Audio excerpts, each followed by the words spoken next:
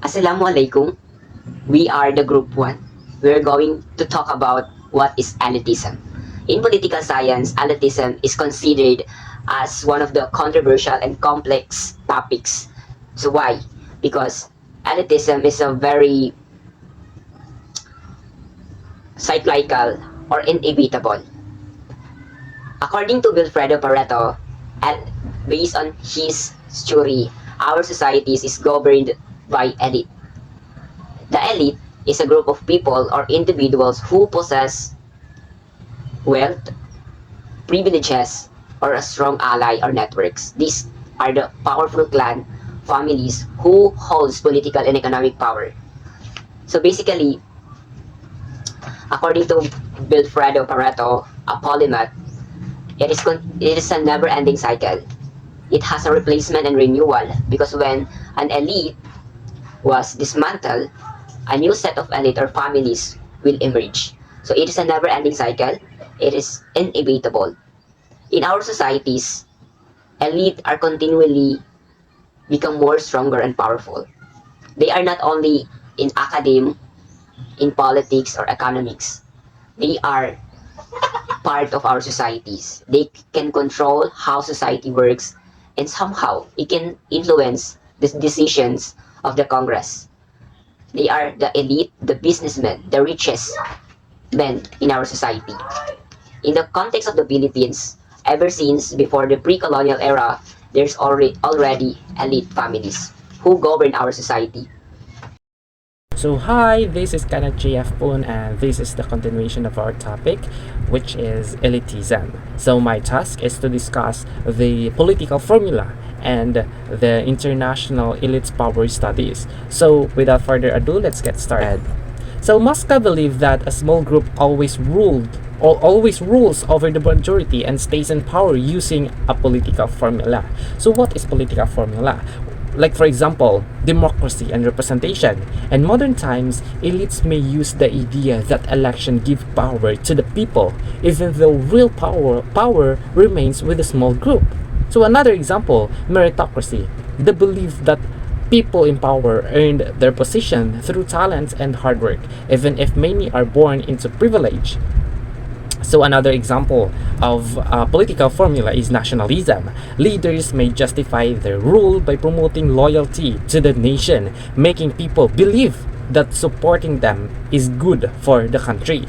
So another is communism or socialism. In some countries, ruling elites claim they represent the working class, even if they maintain strong control over society. They use the term they represent the working class, but the truth is they run for their self-interest, not for the working class, not for the people. So those are examples of political formula.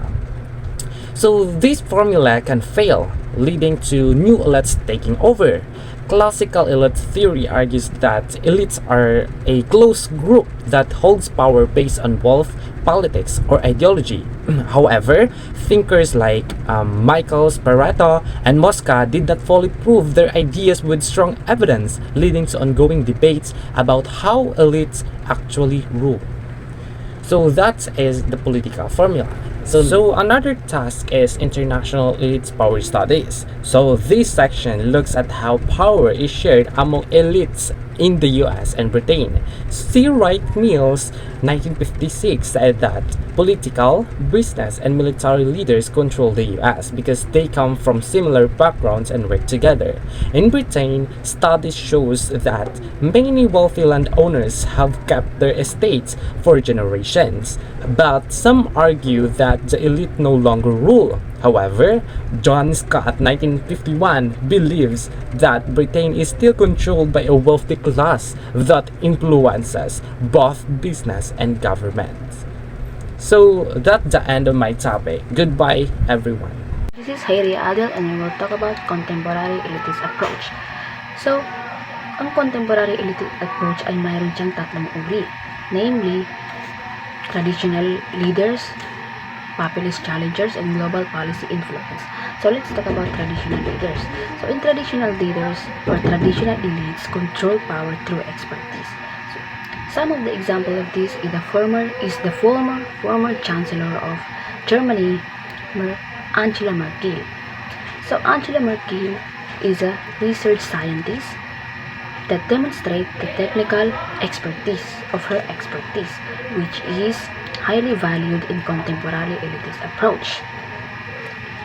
So in short, in traditional leaders, although they are no political background, they are using their knowledge to gain public trust. And next is populist challengers. This focuses on teamworks or participations. So populist challengers is ito yung kind of leader that focuses on teamwork or participation. They are often position themselves as outsiders, criticizing the existing power or status quo. They are using the emotion of people to gain public trust. Example of these are Donald Trump or Rodrigo Duterte.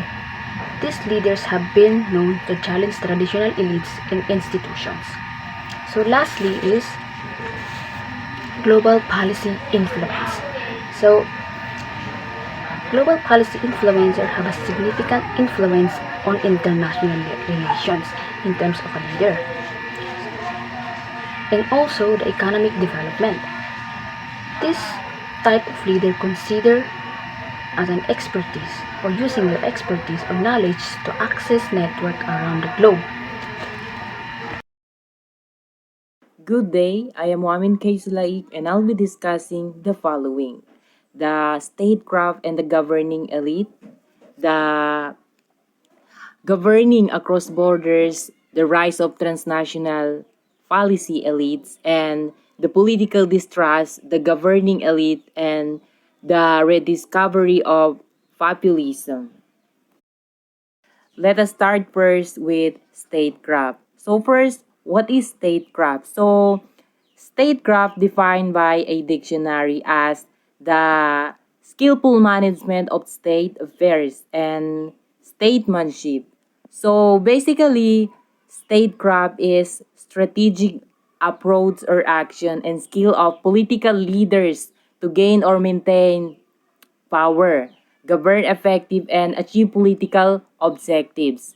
It involves mixed electoral strategy, policy making, governance techniques. So, according to the theory of 𝗙𝗶𝘀𝗲, the statecraft is focusing on staying on power by balancing electoral success with competent governance.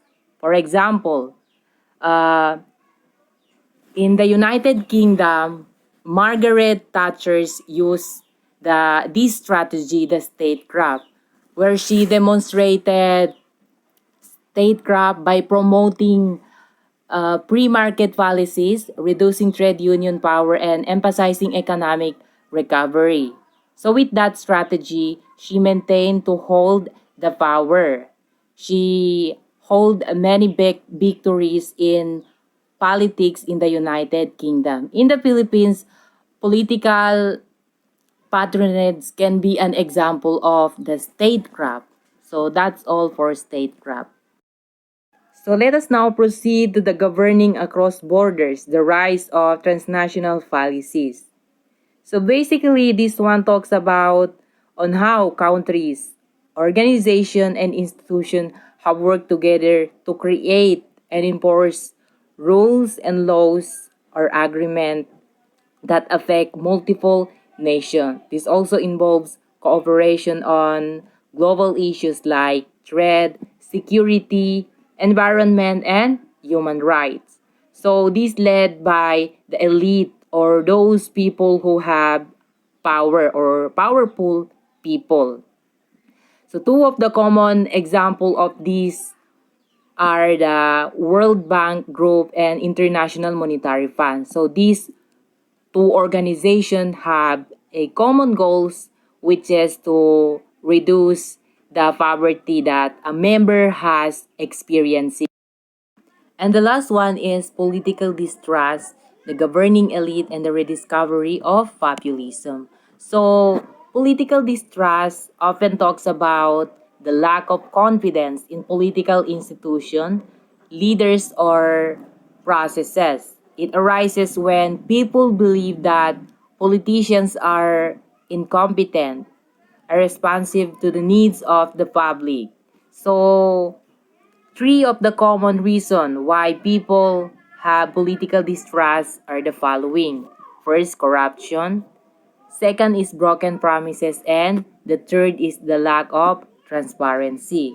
So, these causes of the political distrust are very common. So, with the rediscovery of the populism, it is very relevant in nowadays because we all know that it is a claim where some people represent or want to represent the interests of the ordinary people against perceived elite establishment. So these are very common in nowadays. So that would be all. Thank you. Hey everyone, elitism is an important idea in politics that helps explain how power is distributed in society. The conclusion of the review in elite theory highlights 4 key points. The role of elites is in democracy, their influence on governance, the challenges of modern elites, and the impact of economic inequality. First, elitism remains a usual way to understand politics. A small group of powerful individuals makes important decisions. For example, in the United States, political and economic elites such as business leaders and wealthy donors play a big role in shaping policies through lobbying and campaign funding. This shows how a few individuals can have a major influence on government decisions. Second, modern elite theory focuses on how their privileged group shape decision-making. The Aquino administrations introduced politics that netly created their political ideas. And that's all.